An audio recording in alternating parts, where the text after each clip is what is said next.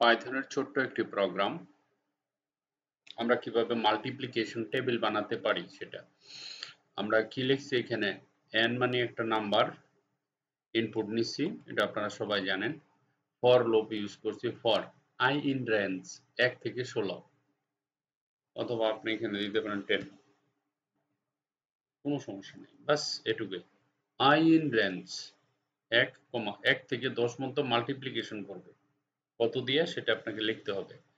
Enter the number, print n, দেখেন এই nটা হলো এই n, এটি হলো পূরণ চিহ্ন ইনটু দেখানোর জন্য আমি x দিছি, হ্যাঁ, কমা i হচ্ছে রেঞ্জ, 1 থেকে শুরু হবে 1 2 3 4 5 6 7 8 9 10, 9 পর্যন্ত রান হবে। আর যদি এখানে 11 দেই তাহলে 10 পর্যন্ত হবে, ঠিক আছে। ওকে, তারপরে ইকুয়াল, এটা কোটেশন দিয়ে ইকুয়াল দিছি, আমি একটা অঙ্ক বানাইছি। এখন আমি রান করি, দেখেন এখানে রান করলাম। রান করার পরে বলতেছে এন্টার দি নাম্বার, এই যে এখানে নাম্বার দিবেন। কি নাম্বার দিব আমি? ধরেন আমি নাম্বার দিলাম 4 বা 5 7, ধরেন আমি 7 দিলাম। দেওয়ার পর একটা এন্টার দিলাম, দেওয়ার সাথে সাথে দেখেন এখানে আমার একটা ম্যাথমেটিক্যাল ক্যালকুলেশন হয়ে গেছে। 7 এর নামটা আগে আমরা গুণের নামটা পড়ছি না, এটি পাইথন দিয়ে কত সুন্দর করে বানান যায় দেখেন। 7 into 1 is equal to 7, তারপরে 7 into 2 is equal to 14। আর যারা ইংলিশ মিডিয়ামে আছেন তারা তো ভালোভাবেই পড়তে পারেন, হ্যাঁ, জানেন এগুলি সবই, সমস্যা নেই।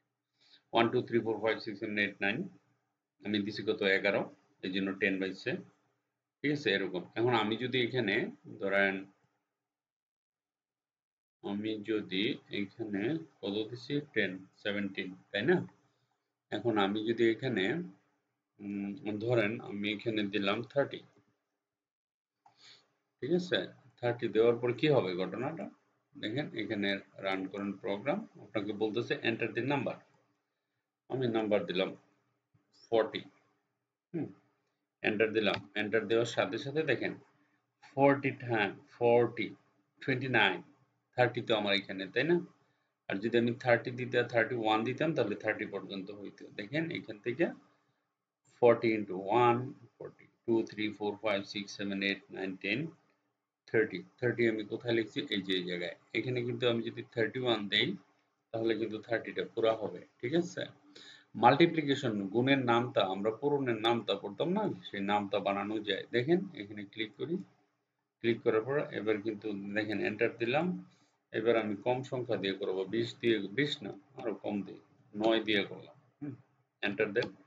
এন্টার দেওয়ার সাথে সাথে এখানে 30 চলে আসছে। আশা করি বুঝতে পারছেন, সিম্পল একটা ম্যাথমেটিক্যাল টেবিলটা বানাবেন এটা, ঠিক আছে। আমরা সিম্পল ভাবে শিখি ছোট ছোট প্রোগ্রাম দিয়ে। এখানে খালি জাস্ট এই লাইনটুকু আপনাকে জানতে হবে, আর প্রিন্টার এটা সাজানো হয়েছে, ঠিক আছে।